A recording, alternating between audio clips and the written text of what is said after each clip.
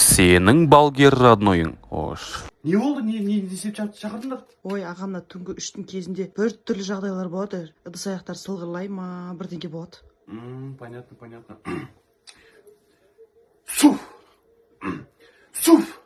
Су, лепа, су. Не істеп тұрсыз, ағай? Сенің атың кім? Сенің атың кім? Күләш? Қай Күләш? Ана Сейфуллина 101-дегі Күләш пе?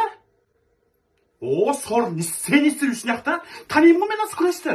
Мен ана Сейфуллина 101-ден қуып шыққам ғой, дамау ғой. Не нағыршы сен яқта?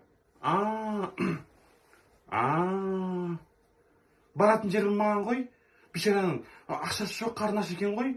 Ес қақты ғой, қайта сылдырлар тамақ бердіңдерші деп бермепсіңдер ғой. Условия қойып жатыр. Не дейді? Короче, айтады, 15 мың теңге берсінші дейді ғой. Қылғанатқа бар тамақ ішіп қайтайыншы дейді, қарны ашып жүр ғой бишараның. Берсеңдерші 15 мың теңге, сосын кетем дейді ғой. Ой, кетсе болды ағай, бізге береміз. 15 мың болсын, 20 мың болсын береміз. Иә? Хорошо, 20 мың болса 20 мың берсін дейді ғой. Каспий андай ғой, 8 3 7 36 дейді ғой. Болды, жер қойдым. Болды, енді мазаларыңыз алмайды.